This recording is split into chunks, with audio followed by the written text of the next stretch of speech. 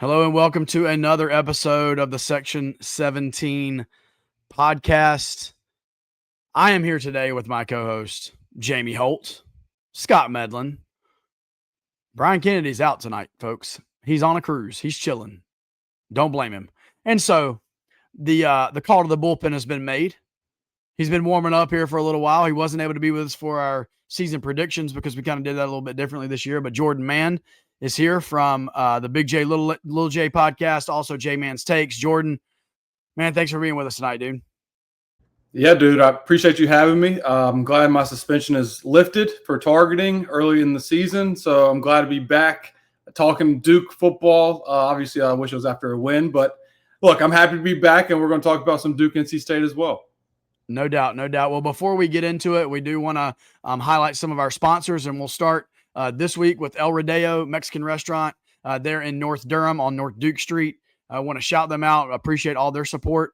If you're looking for good Tex-Mex food here in Durham, look no further than El Rodeo. You can get there within 10 to 12 minutes of campus, before a game, after a game, anytime. Just make sure if you do go, take a picture, tag us in it. We love to share those types of things. And so great atmosphere, drinks, food, guacamole. I say this all the time. Shout out to number 7, the wide receiver at Duke, Queso. My daughter gets queso every time she goes. But big thanks to El Rodeo for that. And then we also want to thank our sponsor, Mr. Matt Bliven. That's right. Matt Lunsford Bliven can bring you all the expertise that you need to know about the real estate market here in the Triangle area. Whether you're in Durham, Raleigh, Chapel Hill, or some of the outskirts there, he can help you. Whether you need to buy, sell, punt, whatever you need. Maybe he can help you with your special teams, right? Matt Bliven. All you got to do is reach out to him, mlb@nestrealty.com. That's mlb@nestrealty.com. He also sponsors our ticket giveaway, which will give you more details on social media of how to win 2 tickets to the NC State game. And then our final sponsor, our friends over at Hometown Air. Game day is more comfortable when your home's heating and cooling systems are in top shape. Hometown Air keeps homes in Durham and the surrounding areas running smoothly all year long. From repairs and service contracts to full system replacements, our local team delivers reliable work and honest service. Mention the Section 17 podcast when you schedule your appointment and get 10% off your next service. Call Hometown Air at 919-568-3212 or visit hometownairnc.com for your free quote today.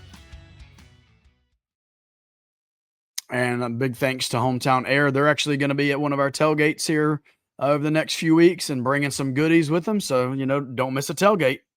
You never miss a tailgate. You might miss Con Canipple. And if you miss a tailgate. So, anyway, before we get into our reaction to the loss at Tulane, obviously Duke's coming off that 34-27 loss at the hands of the Green Wave with the world's ugliest uniforms. But that was a rough one. We're going to give our thoughts here in just a minute. But before we do, Coach Manny Diaz had his thoughts following the loss in New Orleans. Credit to Tulane. But they played very well tonight. Certainly had us on our heels early on in the game.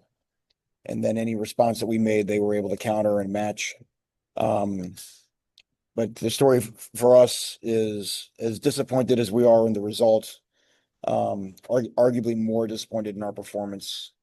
Just played very poorly in all 3 phases, which, again, that ultimately comes back to me, to get fixed, to our staff. And then from there to our team, just made mistakes, that you just can't do on the road against a really good football team.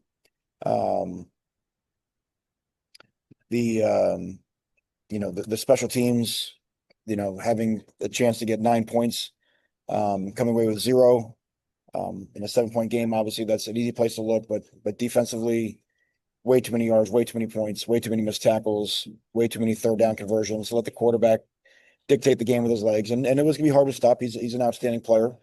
And then offensively, just again not finishing drives, having to settle for field goals too often when we cross midfield.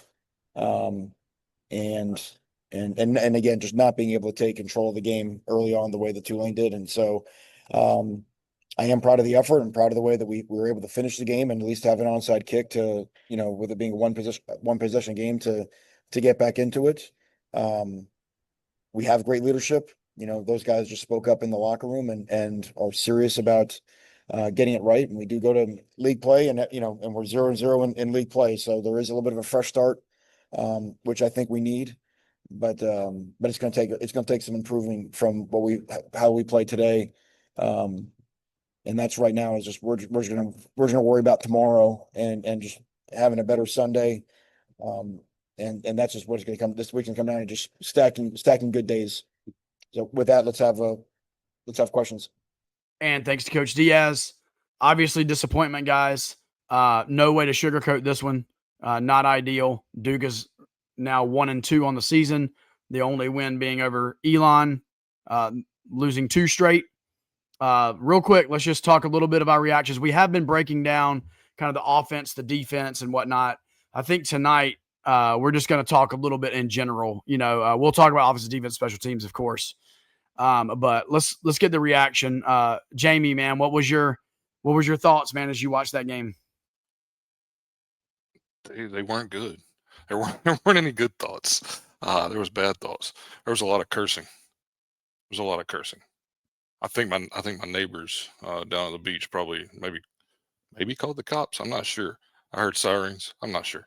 But anyways, yeah, my problem is this season so far in general, not just the Tulane game. I don't feel like Duke has really played well. Maybe for like a half against Illinois, we went head to head with Illinois, but still there was the turnovers, that cost us.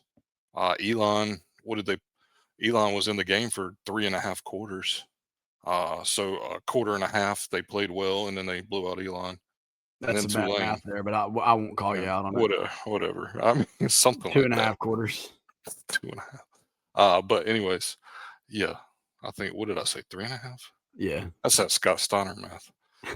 Anyways, that's a WWE comment. I'm getting down a wormhole right now. But against Tulane, more of the same. Some sloppiness. You dig a hole, 24-3, right? At one point, they came back, made a nice comeback.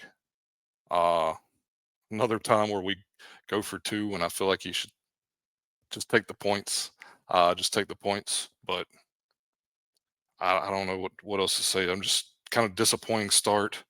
We all thought that Duke was going to be like this 8 to 10 win team, even. Like, I've heard as many as 8, 9 wins, even 10 wins. Like, and this season just has not started like we thought.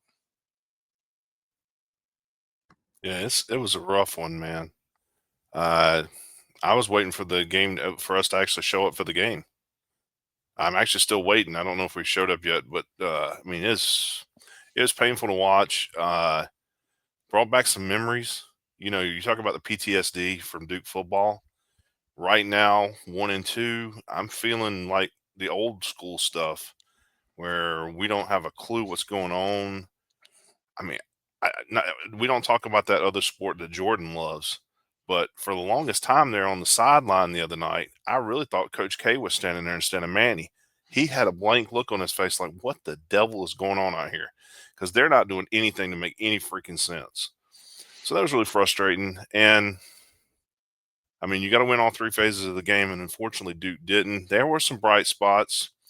Some young guys got an opportunity. I think we found our new number 1 running back. And don't ask Jamie how to spell it, but our number 1 running back, Mr. Shepard. Other than that, man, Queso was great, and Queso got beat to death.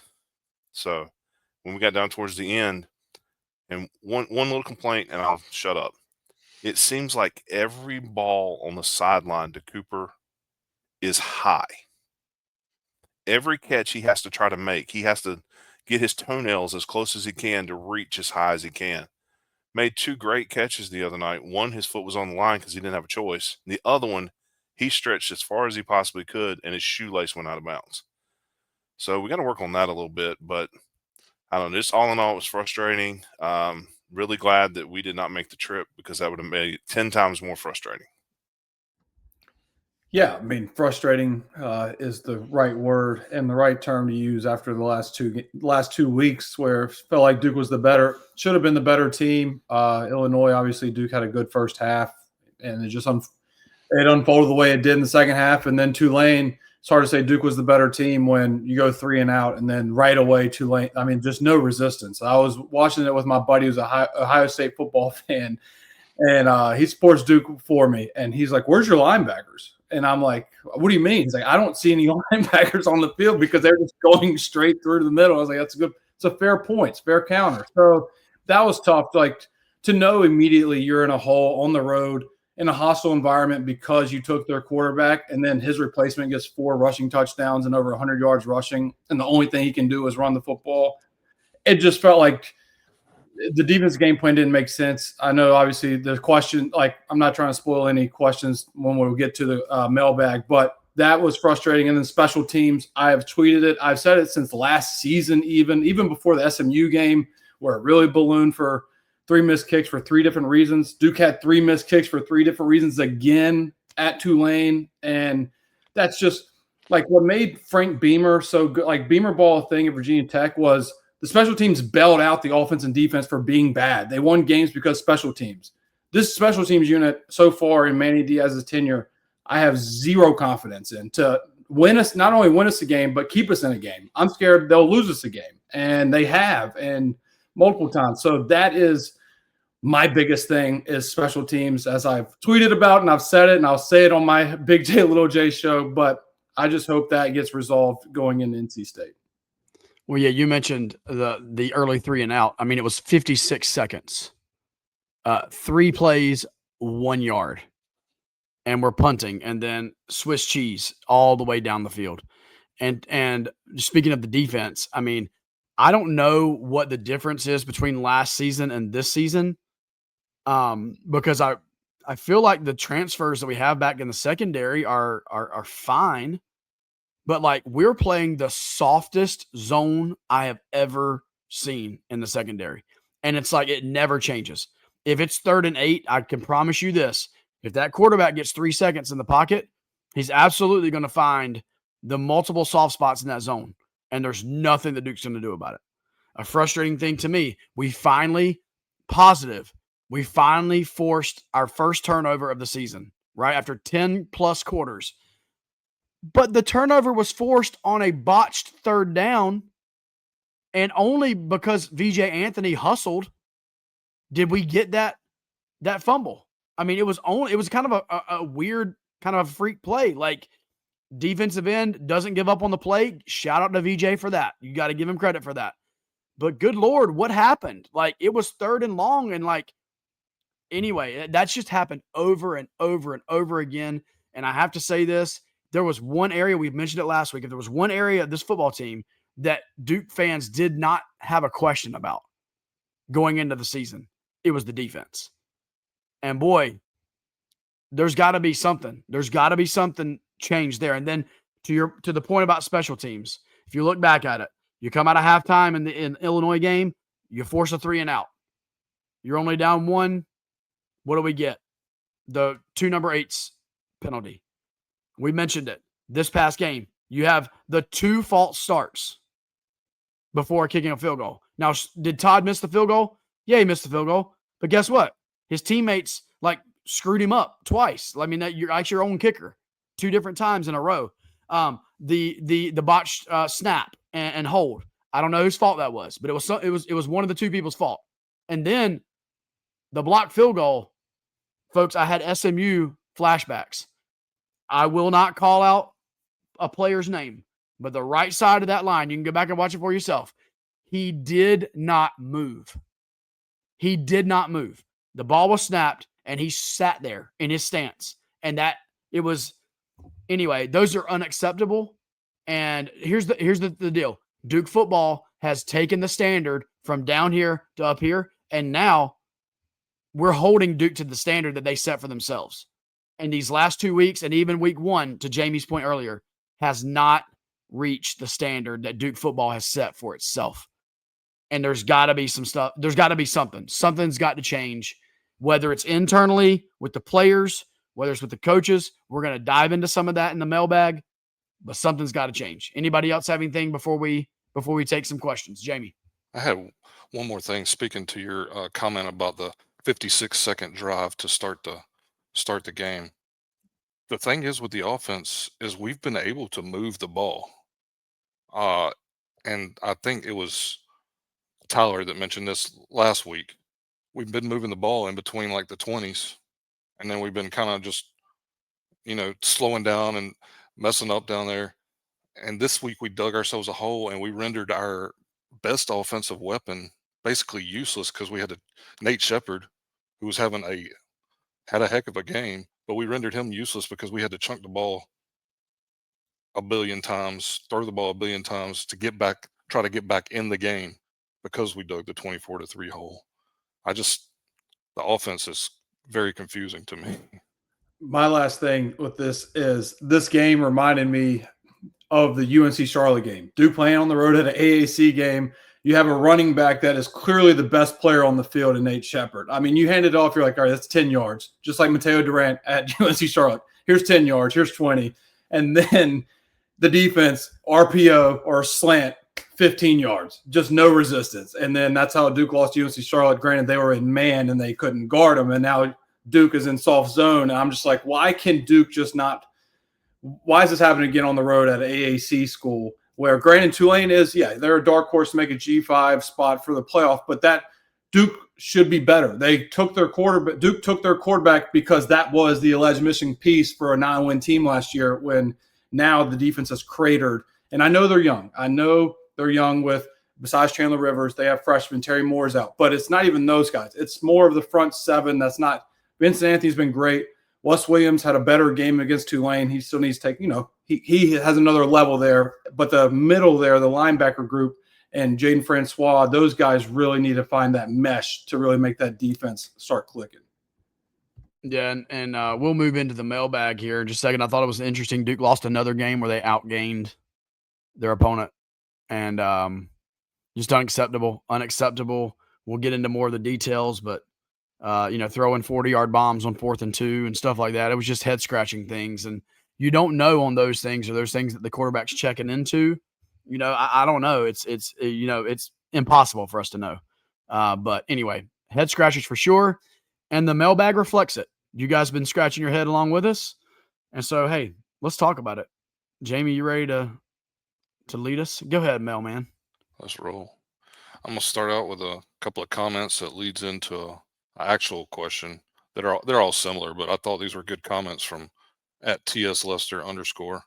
He said there's a lot of frustration, and rightfully so, but let's not act like we haven't just played two teams that could be in the CFP.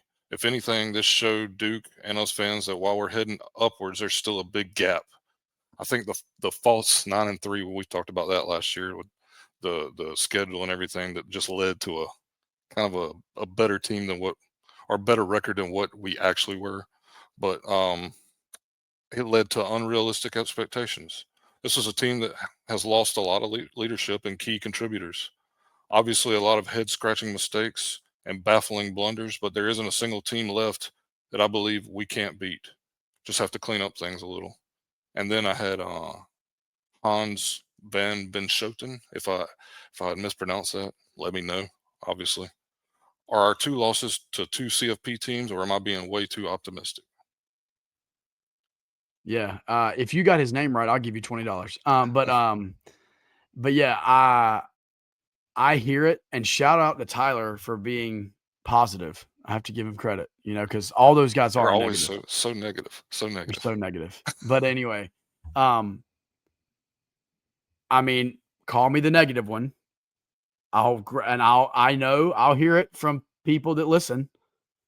I hear you. There's not a game left on the schedule that I don't think Duke can win, but I'll counterpoint you. There's also not a game on the schedule left that Duke can't lose. We have to be real about it. Now, did we maybe come in flying a little bit high this year? Maybe. Did we underestimate, the losses of, some of the guys, like maybe like an Alex Howard and an Ozzie Nicholas and, steadying guys on that defense like a Jalen Stinson, who he's not going to be an all ACC guy, but man, he's going to be solid, and you know what you're going to get back there. You know his weaknesses and strengths, so you know exactly what he's going to get. Are we missing those things? I don't know, because something's not right there. But I do, on the optimistic side, I do think there is a clean slate that Coach Diaz and the staff can go into this week with, and that's, hey, the ACC is wide open. We haven't played an ACC game yet. If we can somehow figure this thing out and we can somehow flip the switch, then Duke still has, honestly, the next step for Duke football is getting to the ACC championship game. That's still on the board. Still on the board. Now, everybody, we can laugh about that, but it's still on the board. So anyway. Yeah. Any other thoughts on that, Jordan? Yeah. To go off of that, again, if I'm on, I guess, the pessimistic side of that as well a little bit, is last year you talked about the 9 wins and your offense was last or second to last in every statistical category is an anomaly, and it happened last year. And obviously the overall record of last year's schedule was a losing record between all the teams involved, and the wins that Duke had were against mediocre teams. But my point is, the losses Duke had last year outside of the SMU game were just quarterbacks. Anybody that's a decent quarterback really tore Duke apart last year, with Cam Ward obviously being number 1 pick, Jackson Dart in the bowl game, and I know Kevin Jennings had those turnovers, and Haynes King at Georgia Tech. And so now Duke faced 2 good quarterbacks. I mean, even Elon's quarterback, Landon King, he's a good quarterback. But in FBS terms, you face 2 good quarterbacks, Luke Altmaier, and then you face Retzlaff from Tulane, and they light up your defense. And so that's 4 good quarterbacks that I'm going off of: Jackson Dart, Cam Ward, Retzlaff, and Altmaier. And the defense has been gashed. And that scares me, because the ACC, CJ Bailey, Duke did very well against him last year, and I will get into that in the NC State game. But that scares me, because he's hit another gear with State, and Duke's having these struggles. And then Cal's quarterback has been lights out all of a sudden, who everybody wrote off Cal. So, now you're facing a league that has good quarterback play. Scares me. But to your point, though, Jamie, with the mailbag, they are winnable games. And to Josh's point, they're also losable. But we'll see if they can critique things that have happened, especially the third downs. I mean, honestly, I hate to be this way this early in the season, and I know Coach Diaz will be like, nah, it's not a must-win game. But NC State on Saturday, feels like a must-win game. I mean, you don't want to lose and go to 1-3, 0-1 in the ACC. It feels like a must-win game to me. I know it's still early, but if your goal is to play for the ACC championship, you have to beat NC State on Saturday. And all of us who are local, well, Jordan too, you're down in Charlotte. There's a lot of NC State fans down there. We don't want to hear about this. We don't want to hear that NC State's back. We just want to keep on beating them. We've beaten them how many times in a row now? The last 2 times for sure, but maybe it was 3 times before that. I can't remember, because it had been so long in between games. But I know we beat them. We beat them in Wallace Wade, and then beat them in Carter Finley last year. Scott, did you have anything, or you want me to move on? All right, moving on. At Bleed In Duke Blue. He said he's got so many thoughts and questions, but he'll just ask this. I don't want to overact, but are there any positive takeaways from last night's game? Coaching, playing, special teams, execution, none of it has improved from Elon. I'll just go ahead and say we all know the biggest positive takeaway was Nate Shepard, I think. Another positive takeaway was I learned how to spell his name, Sheppard. Not a shepherd like Shepherd, like I was spelling it. But do y'all have any other positive takeaways? Because I've struggled to see anything. Well, I feel like I kind of mentioned it earlier. Queso had a great game. I thought he was really good. And Samir made that great catch, a little Willie Mays style there in the corner there, where he just kept running and Darian threw it to him. And I mean, there's some of these guys made catches that probably wouldn't have been made last season. So I think we were still not where we need to be, but I like the positive side of the wide receivers getting out there where he's moving the ball around a little bit more. Chase Tyler made a great catch. So you're getting the ball in different hands. Still, again, would love to see the tight end room get a lot more catches, but that's just me. Yeah, to piggyback off of that, I mean, the offense for the red zone struggles is one thing, but Mensa's third in the country in passing yards. And Duke has played a good schedule, like we've just talked about. I mean, Illinois is a Big Ten defense, and they are a good team. They are the 9th team in the country, and he had, besides the fumbles, the interception was a hell of a play by the DB, not on him. The fumbles, he corrected those at Tulane. Yes, he threw a pick, but he has 8 touchdowns and 2 picks and third in the country in passing yards. He is okay. The offense is fine. You put Nate Shepard with more touches. Anderson Castle had an outstanding game as well. Like, the offense will be fine. Even Manny said after the Illinois game that they were running 2 safeties over top against Duke in coverage, and Illinois has never done that. Like, a team's never done that against Duke's wide receivers because they're so worried about their speed. So that just shows the offense is close to really exploding. And instead of settling for field goals, they could. There's a game that's coming where they're going to have 45 points against ACC team. It's just that is the bright spot for me, to where like Duke can turn it around because the offense can outscore the other team. All right. Peter Dodge. I thought this was a good one. Peter always comes through with a nice question.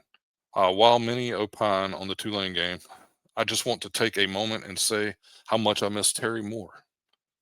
A healthy Terry Moore makes this defensive secondary so much better. Come back soon, Terry.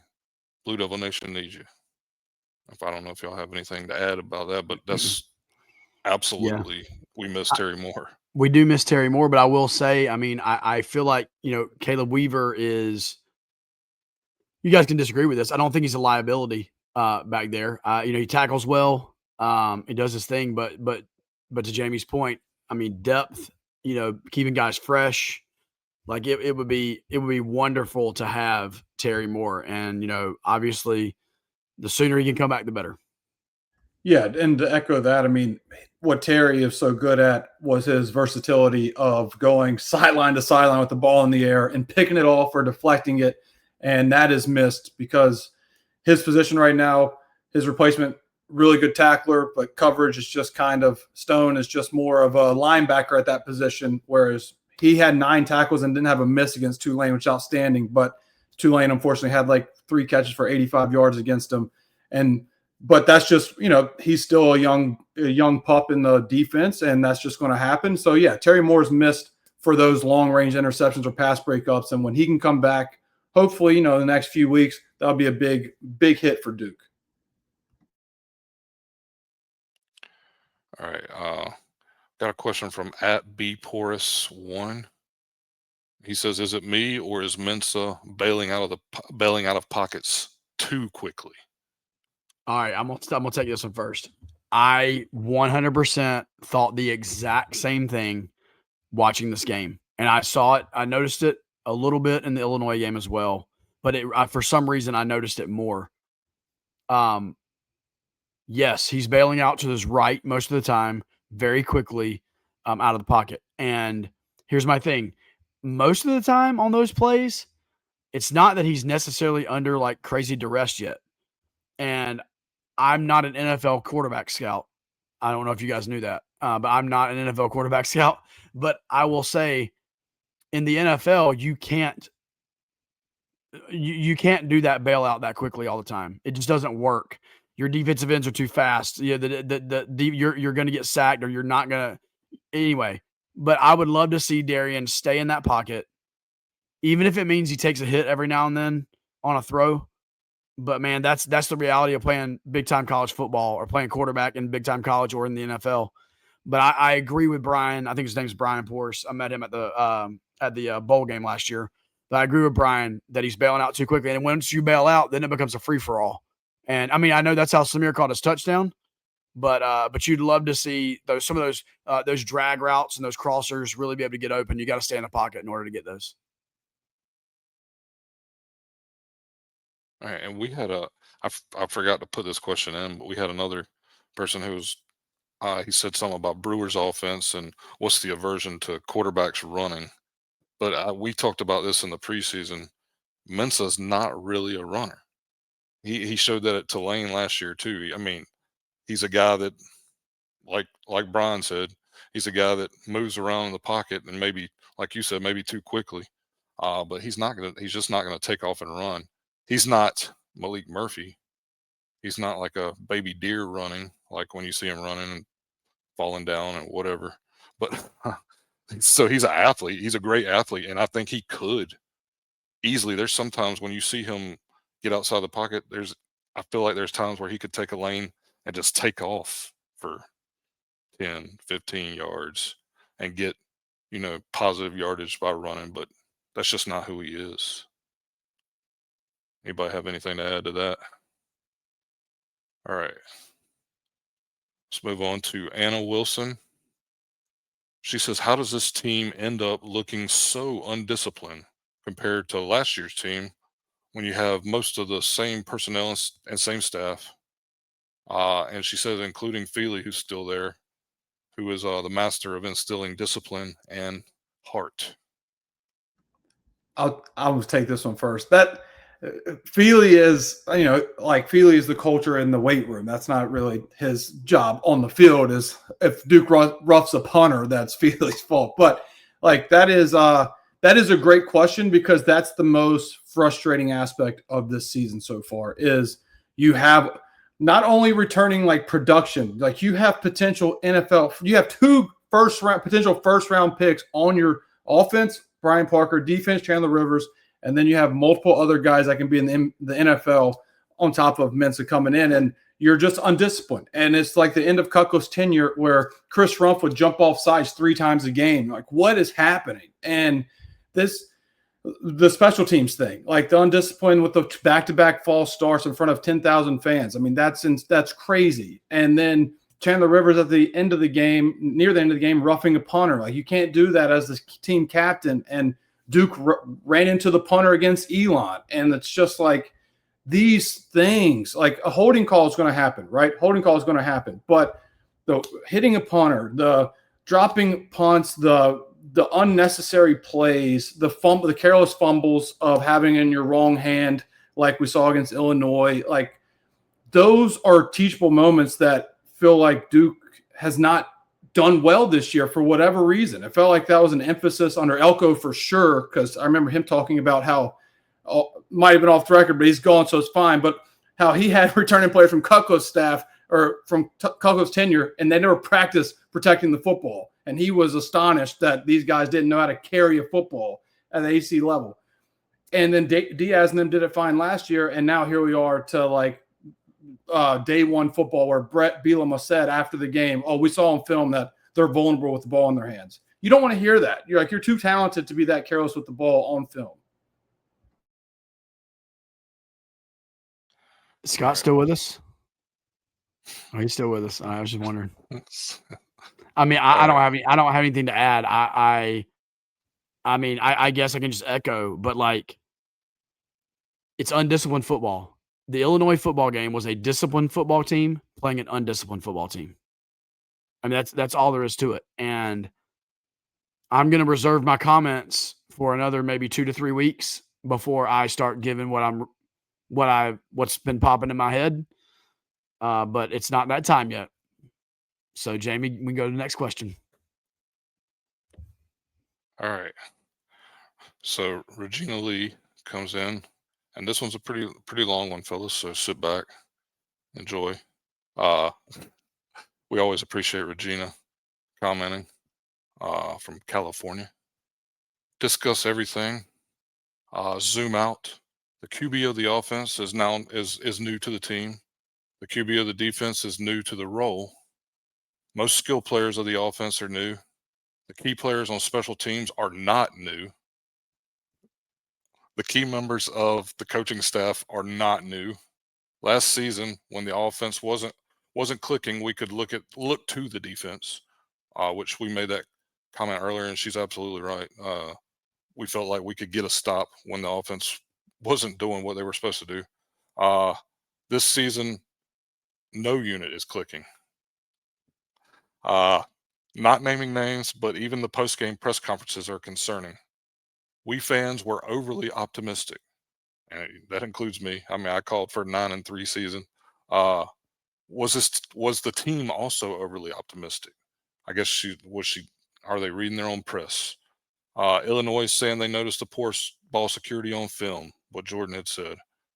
That points to lack of fundamentals, is a deeply rooted concern. It feels like the opposing teams have film on Duke while Duke doesn't have any film on them. Are Duke's iPads broken? Are we expecting too much and not accounting for how many new pieces there are? Regardless, this team was portrayed as really together. So how are they missing the emotional fight? And has Coach Diaz ever weathered anything like this before? All right, Scott, I need you to answer that line by line. That's a tough one. It's I don't know. I don't. We were talking. I was thinking about it today. I was talking to somebody else about it. I don't know how we got into this point. I really don't. Just because of last year. Now, granted, each team is different, and transfer portals different. You have to mesh differently. It's not what it used to be. It's not freshman, sophomore, junior, senior anymore. It's all over the place. There's something missing. Now, I don't know what it is. I don't know what the missing link is, but there's something. I don't know if it's something behind doors. I mean, maybe there is, and we just don't know about it, and we'll never know about it probably. But something's missing right now, and I think it's going to take one of those senior leaders that kind of like what Jordan just referenced, guys on both sides of the ball that are going to be draft picks. It's going to take somebody to stand up in front of those guys and light the switch, and get the booty going. And they got to come out against the Wolfies Saturday. And if they don't play good, then we're all going to start questioning it.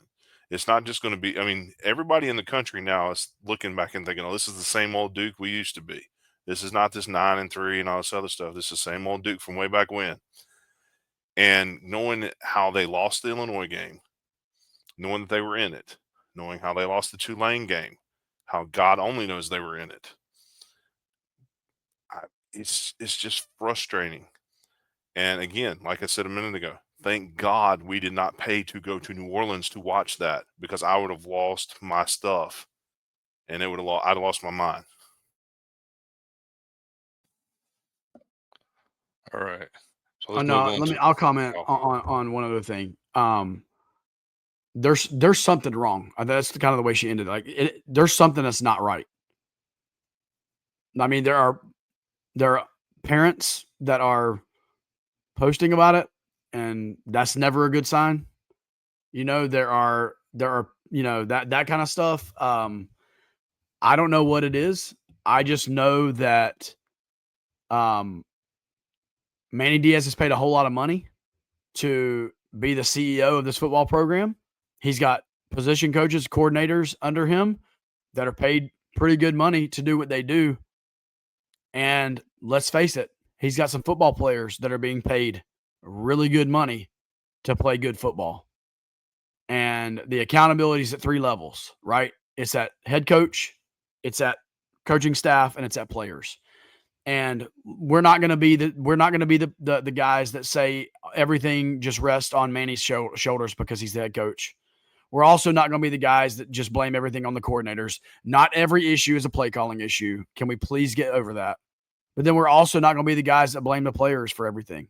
Like there's culture that's set. There's things that go into this. There's locker rooms that have to be dealt with properly. And so I don't know what it is, but I believe I can speak for everybody that follows the Duke football program and says it needs to get corrected, whatever it is, like quickly. All right, so we'll move on to, I guess, a little bit of a NC State talk right here. At Blue Devil Quaker, I thought this was a pretty funny question. It says, how is Duke favored? Is there any reason I shouldn't bet my retirement savings on State? And let me tell you, for one thing, never bet your retirement on NC State. There is such a thing as NC State shit. That's a thing. That's a real thing.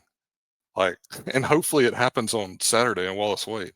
Hopefully they revert back to, I don't know, last year's state team when we played them in Carter Finley. But yeah, I don't suggest betting retirement on NC State or a house or anything like that. But yeah, it is odd to see Duke favored at 1-2 over a 3-0 team. Anybody have any thoughts about that? Yeah, I already took the over in the game. I think both defenses, obviously Duke's is struggling, but NC State also their defense has been struggling. I know they're 3-0, but Wake Forest gave them, Robbie Ashford lit them up in the first half, and then UVA scored 31 points through a pick in the end zone. Should have been 38. So the over makes sense, and so I would not bet. I have to save my pick for my show, so I can't say anything. But listen to the Big J Little J show for my pick. But look, you have the right thought process because CJ Bailey can beat you.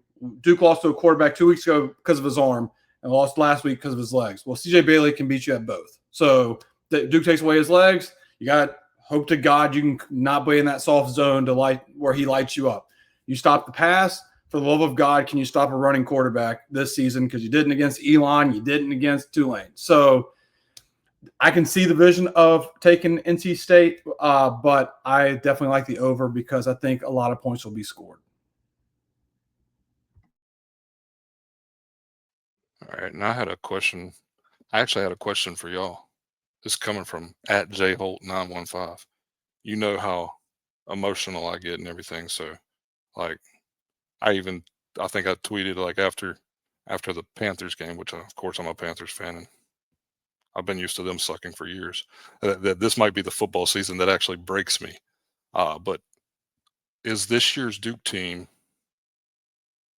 the version of last year's NC State 2024, where NC State was so hyped up, but I mean now that being said, Duke wasn't that hyped up. Because NC State last year, there was some serious hype, like talking playoff and ACC championship and all that. And that wasn't just coming from NC State fans. That was coming from lots of media. And I mean, I'm pretty sure we even picked them high in the ACC media days last year. So does Duke run the risk of being similar? Because there was some noise about Duke being a dark horse for the ACC title game and stuff like that. Yeah, I think there's some correlation there. I won't say it yet since we're 1-2. We have 3 games in. I'll give Duke, benefit of the doubt, turn it around. But that can be a narrative this season. If Duke loses to NC State at home, they're 1-3. It's just like, hey, like you got this quarterback that On3 reported they made X amount of money, which was a little inflated, but it's fine. It's already got that narrative to where Duke paid for this quarterback so much money, and that's a similar situation where Duke was preseason ranked 6th in the ACC, I think it was, out of 18 teams, which is, and us growing up, that's 2nd in the ACC back in the day. Like, wow, Duke's 6 out of 18 teams. That's insane. And so for Duke to have that high of preseason odds and to be 1-2 and potentially 1-3 is scary to where you're like, wow, maybe they did read their names in the newspaper or on Twitter about them being with all these preseason accolades, and you got to win it on the field. And so far, just Duke has not done that. Yeah, to your point, I mean, Jamie, I think that's a great comparison. I mean, we picked NC State high last year. They just didn't live up to it. They just weren't prepared. They had some portal gets that just didn't work out, and I think it's a great comparison. And then, listen, as much as we're into the Duke State rivalry and all this stuff, but like you got to give credit where credit's due. I mean, NC State started the season 3-0, and I mean they've not necessarily dominated, but they've won football games, and like kind of reminds us of Duke's team last year, right? We went 9-3, and I don't think we could have played a worse football game and still beat Florida State ever in the history of football again. You know what I mean? Games like that. It was just like we didn't deserve to win that game, and we won it. So I think that's actually a great comparison. What an intelligent question, Jamie. Sometimes I can't turn the genius off. It's crazy. But I did miss a question, so I wanted to double back. So that wasn't very genius of me. I missed a question. Philip Cooper on Facebook, and we do need to talk about this. Why isn't there more discipline by this Duke squad, which we have covered that? But what is the special team coordinator's resume? Because it's not looking like he's ever coached special teams before. I'm just saying. Yeah, I mean, so we're talking about Gabe Infante. As I mentioned in a previous comment, coaching staff gets paid good money to coach good football, right? Gabe Infante's resume includes a brief stint at Penn State, which is where I believe he and Manny, connected. But before that, he was a head coach, high school head coach, very decorated high school head coach in the Philadelphia area. Gabe's a great dude, cool guy, awesome guy, fun guy, great recruiter. I believe we were talking offline about just his recruiting, and Jordan can even dig into that in a second of like what he's done on the recruiting trail. But I'm not going to speak with authority here, but I would bet a significant amount of money that he had never coached special teams before he arrived in Durham. I would potentially, I don't know about this either. I don't know. He's also responsible for the defensive tackles, and I'm not sure that he's ever done that. And is there cause for concern? Absolutely. Special teams wasn't good last year. Special teams isn't good this year. And it's not just missing a field goal now and then. It's not just that. We talked about the Illinois game. 2 number 8s on the field. There's one person responsible for that other than Manny Diaz, and that is your special teams coordinator. So, I mean, the resume is he's a former head coach, which we all know this. The head coach is more of a CEO, even in high school, especially in big-time high school football. And then did some time, I think just a year or two. I could be wrong on that, but not a ton of time at Penn State, and was brought onto the staff. So, listen, we've had recruiting forward assistant coaches, i.e. Trooper Taylor.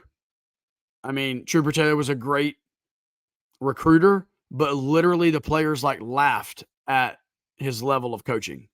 Like, it was like, and even in the media, I believe it was last year when when Foster came on as the running backs coach, we asked Jaquez Moore, like, what's the difference in the coaching in the running backs room? And he like literally chuckled. It was like, I forget how he said it, but it was basically like, oh, we're getting coached at running back now. Like, so I don't know. I do know that there are coaches that are good position coaches, and there are coaches that are good recruiters. And I understand you can't just have, you know what I mean? I understand sometimes that can be something that a coach has to choose, but it's very unfortunate that the special teams have been as bad as they are. And I think it's a fair question. Yeah, while you were talking there, Josh, I was pulling up like his bio at Duke, and I mean, before Duke, he was a defensive analyst at Penn State. He worked, I think, with Manny at the time when he was also at Penn State, and then prior to that, he was the recruiting coordinator, running backs coach at Temple. So, to the point of like the question, what's his credentials? I mean, he was a high school coach at St. Joe's Prep, I think it was, in Pennsylvania. That's where Samir Hagens went. I think he was the head coach when Samir Hagens was there, if I'm not mistaken. And since he's from Pennsylvania, I think he like recruiting, he's a really good recruiter. I'm pretty sure he was a part of landing Bradley Gompers, because Gompers is from Pennsylvania. That makes sense. That's his pipeline. So like recruiting, outstanding. But I didn't realize he was the assistant head coach. He is the assistant head coach, special teams coordinator, defensive tackles. So that's a lot of titles. And so, like, I feel like, titles are one thing. I don't know how much emphasis he has on all three. Like, if he's the assistant head coach, what he has to say in that. Special teams, does he have an analyst that he really just say, do this? And the defense tackles, does he have an analyst that's like, do that? So, well, I can tell you this. He does have that on defensive tackles. Like, anyway, but that's all I'll say. Yeah, and so that's just to the concern of special teams that I have and a lot of Duke fans have. It's just like, hey, like that just needs to be an emphasis. Like it's simple to me. It's simple. Like I know I'm a basketball guy, basketball mind, but I think, hey, kicking game. You punt, you kick, you return, and you make sure nobody else returns it. There's 4, and you catch a ball when it's kicked to you. That's it. Just practice that until a foot falls off from a kicker. And when a hand falls off from a punt returner, and then tackle a dummy until the dummy is dead. And then we're good, because I'm tired of seeing just a 40-yard return from Elon after Duke finally made a 7-point lead in the third quarter. And then Polino, special teams was 1 for 4, whatever it was, 3 missed kicks against Tulane. But after Polina made his first kick, he kicked it out of bounds on the kickoff, and Tulane got at the 35-yard line. It's just like those are the mistakes and the mental lapses of a bad football team that are just so correctable. And I don't know if it's reps. I don't know if it's film. I don't know if it's just, you get in the locker room and you make it uneasy for players on film. And something needs to be addressed in that situation. But I'm telling you, I think, and I will be in the minority, and it's fine for this take, but if the special teams can get on track before the defense, I think it's okay. The defense still needs to get their stuff together, but special teams just has to be some sort of security blanket for Duke when they need it the most, like a punt to pin somebody inside the 10-yard line so the defense can work with 90 yards or something. And we just can't get it. And special teams it's a tiring conversation to talk about because I've had it for a year now, and it needs to be dealt with. All right, Jamie, that's it, man. Thanks for putting those together. We're bumping up a little bit on our time, but we kind of knew that this might go a little bit. Scott, you got your little presentation ready? All right, we're up to a new segment that we've started doing. It's called the 2-minute tirade. Scott has not yet done one this year, and so Scott, I'm going to put you on a timer. We'll be ready. And I'm going to give you the floor, my friend. Let's see how I do that. 1 second. Oh, there we go. You ready? Here we go. Scott Medlin in 3 and 2 and 1. What in the green wave did we let happen last Saturday with the quarterback rushing for 4 touchdowns? He beat us by himself.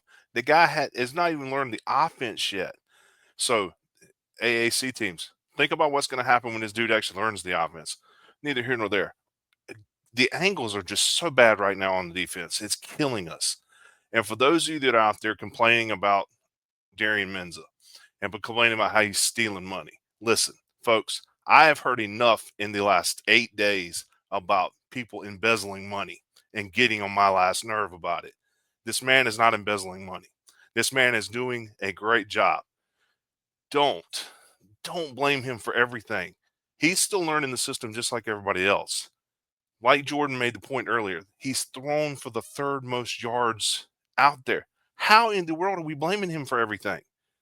There are things that somebody has to stand up. Somebody has to stand up in front of these guys and say, man up, put your big boy pants on, get out there Saturday, slap State around like the stepchild that everybody else thinks they are, put the Wolfies down, do what you got to do. Make all those people in red go home crying like babies over 8 miles away in light blue, where Jordan is the man. I mean, Jordan is the CEO of the football team.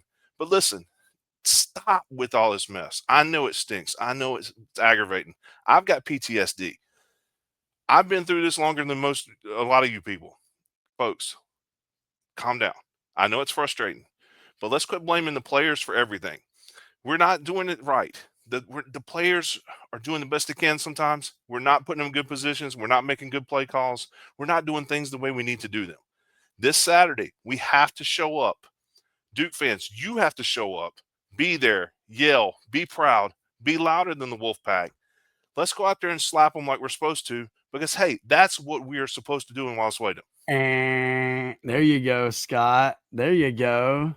2-minute tirade over. I can echo and amen that tirade for sure.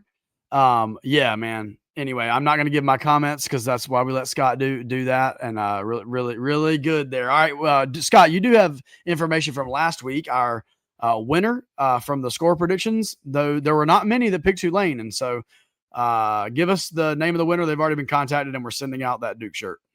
Sharon Albert was the winner. They picked 34-17 Tulane. Obviously a very good pick. Unfortunately, not for us, but they got their nice new Blue Devil shirt coming their way and going to be very excited when they get it, hopefully in the next 3 or 4 days. All right. And so this coming week, if somebody wants to, you may already have it. If somebody wants to get the betting lines for this week, we do want to throw this up. This is what we're giving away this week. This is the NC State pack that we're giving away to the winner.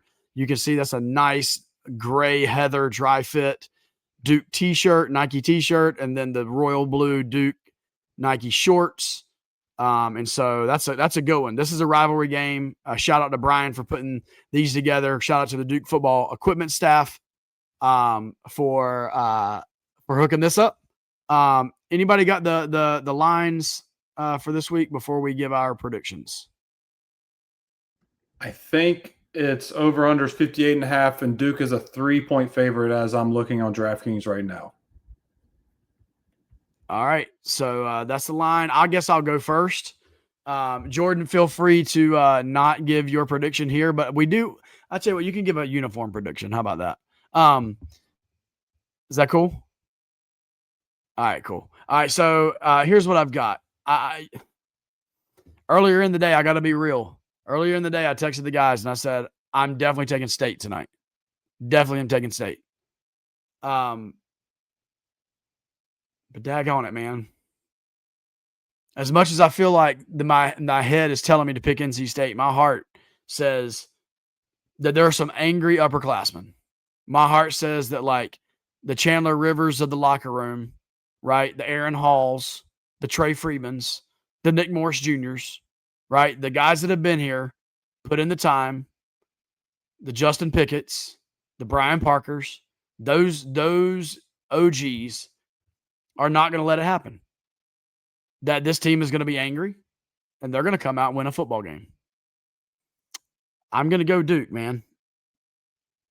Sorry, guys. I lied to you earlier. But anyway, I'm going to go Duke, and I'm going to go Duke because I do appreciate this Duke offense. I'm going to go Duke 35-30. 35-30. Duke. We're going to wear. We're going to go black because we wore that NC State kit last year. So I'm going to go with something I don't know that we've worn. And of course, Brian, if he were here, he would, debunk me. I'll go something weird. We're going to go the black helmet with the white Gothic Duke. That's the NC State helmet from last year. We're going to keep that. We're going to go blue top, black pants. So we're going to go black, blue, black with the Gothic Duke. Who's next? Go ahead, Jamie. I'll go. Yeah, okay. I wrestled with this all day too. First, I'll do my uniform combo. I'll go all black, and I'll stick with what they wore with the helmet, what they wore at State with the Gothic Duke. I think that would really pop on TV. At least I hope that's what they wear. That'd be pretty cool. As far as the game, yeah, I went with Duke at 9-3 this year. I'm just not feeling it now. Like this whole football season has already just broken my spirit. We can thank the Carolina Panthers for that too. But yeah, State's been playing well. They're 3-0. I mean, it's not like they've been overwhelming people. They haven't been. I'm not sure how good Virginia is. I don't think Wake Forest is very good. And ECU, they had to kind of hold on for that one. I just think I'm going to go State. Hell. I'm going Duke 37, State 30. I couldn't do it. Jamie and I both said we were going State tonight. So, Jordan, you're up. Jamie, watching that in real time, watching you fight your brain right there in real time, your brain was telling you State, your mouth was just saying no. It was like Liar, Liar, where Jim Carrey could not lie, and the pen was blue. That was all time. That was great. It was royal blue. I'm gonna go, which actually goes with the show, red and blue. But I'm gonna go uniform. I am gonna give my pick too. I'll get the uniform out of the way. Josh, I think you're right on cue there. I'll just say the black helmet with the blue Hellraiser, and then blue and black. But I like where you're going with that. My pick, like I said, the over-under is actually 59.5 or 59, and Duke's point total is 30.5, over-under 30.5, and NC State's is 27.5. And so I am going to go. Look, I got this was therapy for me. I got it off my chest. I feel a little bit better. Connor and I have a show as well to talk about everything, and so that makes me feel two times better. So now I feel like Duke just resolved all my issues, all my problems after getting off my chest. I have Duke winning as well. I think Duke's going to have the offensive explosion that I feel like they're just the yards are there, and they're finally going to figure out. I think it was a wake-up call with the rotation. The one tweak I had with the offense was just the running backs at certain times didn't make sense. Like when they ran the ball on 3rd and 5 with Peyton Jones right at the goal in the red zone, had to kick a field goal. I felt like that should have been Nate Shepard, or that's why you got Anderson Castle in the portal. I think they got that figured out after a game at Tulane. More Nate Shepard, more Anderson Castle, some Jaquez as well. With that being said, more touchdowns. Duke, 38. Todd Plains will hit a field goal as well. 38. NC State, 28. All right. Well, see, I was hoping to save this from the fiery furnace here because I really thought I was going to have to go on another 1.5-minute tirade about how Duke's going to win. So I'll go to uniform first. I think the helmet from last season's State, that is just one of the most beautiful things ever. And we have stayed on that kind of trend. I mean, it would be right to do the Hellraiser, I do believe. But I think we'll stay with the Gothic and the black. I kind of like the blue jersey and the black pants. It kind of looks like the Lions a little bit. But I'm kind of like Jamie. I like the black all the way. I'd like to see State, if I can pick, and it doesn't matter what I say. I'd like to see their white with the slobbering wolf with the white shirt and the red pants. I think that would be pretty neat. I wish we could do color rush. I wish we could do the blue or black and they could do the red. But, the NCAA is stupid, so go figure. As far as the score, man, I don't want to see I would like to see a shootout. I would actually like to see Duke winning after the first quarter by more than a point or 3 points. I'd actually like to see Duke take the football if State defers, go right down the field and put that crooked 7 on the board. I haven't seen that yet, so I don't know what that feels like because we've only kicked field goals and we've only been down. So I'd kind of like to see that 7 thing go up there first. I think at the end of the day, I'm gonna go high, and I don't know why, but I'm gonna do it. I say 42. Let's say 42-38. Let's go ahead and just get 80 points on the board. Let's light it up like they used to back in the 90s. Let's just have fun, sit back, relax. And, at the end of the night, we'll go home 2-2, 1-0 in the ACC, and then will become the best team in the state of North Carolina because they still haven't played anybody yet, possibly. And this may be the first team to actually play with the defense. There we go. All right. Make sure you give us your predictions. We'll put the post out this week. Over 100 people each of the first two weeks that we've done it with the link. You guys have done a great job with that, and it makes it a whole lot easier for us. And so remember, you give your prediction, the gray shirt, blue shorts. Want to let you know about our tailgate coming up this Saturday. We will be there. Hard Hat guys will arrive at 6 a.m. We will tweet out and put in our Instagram and whatnot, all the details, but we're going to have breakfast and lunch, 3:30 start, guys. This is the one. It's NC State. You got to hit the B3 tailgate. Oh, 4 o'clock. My bad. Yeah, 4 o'clock, even better. You get 30 extra minutes. You got to hit the B3 tailgate, man. It was popping at the Syracuse game, and that was the 12 noon kick. This one's going to be even better, and here's why. Former Duke running back Josh Sneed was a part of that 2013 team under David Cutcliffe. Josh Sneed, this is not what he does for his full-time job, but Josh Sneed is he has got a line of dry rub seasonings out called Sneed Boys. He is going to be co-sponsoring this B3 tailgate. We're going to be using his seasonings. Hard Hat guys are. Rocket Man's using them. Boo Crew. Everybody's going to be using his seasonings in their food. He's going to have some seasonings there for you. Come out, hang out with Josh. You get to talk to him, get to meet him. If you got kids or whatever, get an autograph, former player.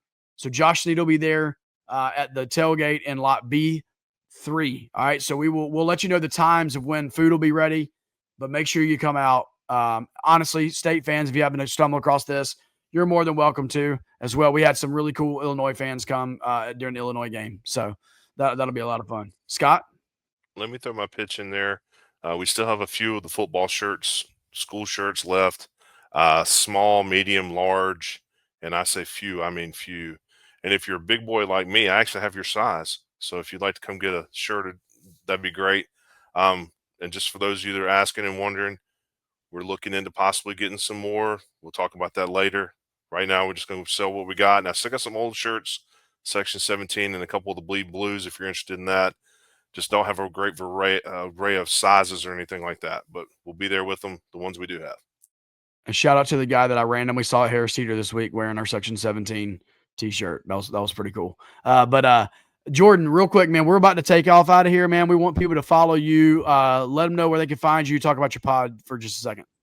Yeah, it's always a blast coming on talking with the boys. You find me on Twitter, DukeFBFans_, J-Man's Takes. Find me on YouTube, J-Man _ Big J Little J Show podcast. It's on Apple, Spotify, YouTube. If you're a college basketball fan, find me at Sleepers Media. And I'm writing for the Action Network this year, college basketball. So pretty much doing a lot of things, college basketball side of things as that's ramping up. But in the meantime, I'm doing my first love. Why I started doing media is talking about Duke freaking football. So I'm continuing to talk about that on all the platforms. And most importantly, I love coming on here to talk Duke football with you guys. Well, we appreciate you, Jordan, man. Jordan's a good friend. And appreciate all his content. Make sure you follow that as well. Brian is going to be upset with us because we went over our time. One more thing. For those of you that don't know, we're taping right now. It is Jamie's 84th birthday today. So everybody would give Jamie a happy birthday out there. He lived. If you're still listening or watching, you got to throw a HBD in the comments. Hey, look, he'll be 91 next year because he's going by dog years. That's right. Shout out to Jamie. He got for his birthday. He got his son a boat. I did. That actually happened. Jamie is that old. For his birthday, he's buying his kids stuff. That's when you know you're old. But anyway, happy birthday, Jamie. But yeah, if you haven't yet, follow us. Please like and subscribe on YouTube. If you know of a Duke football fan, even an NC State football fan, even a Tulane football fan, maybe that doesn't know about our podcast, shoot them the link, like and subscribe, follow us on X at Duke FB Talk, Instagram at Duke FB Talk, Facebook groups popping. We're right at 4,000 people in our Facebook group, Duke Football Talk. So hit us up there. We really appreciate you guys. We can't wait to see you this weekend. Hey, listen, get to Wally Wade. There's going to be a lot of red there. That better not be 50-50. Duke fans, you better show up. This team, they need the support. The Lord knows they need the support. You could be there when Duke turns it around. You could be there when Duke turns the season around this Saturday. So don't miss it. 4 p.m. Wallace Wade Stadium. For Scott Medlin, for Jamie Holt, the absent Brian Kennedy, the present Jordan Mann, and as always, as always, our producer Tyler Witt, who will appreciate that shirt big time. This has been another episode of the Section 17 podcast. We out.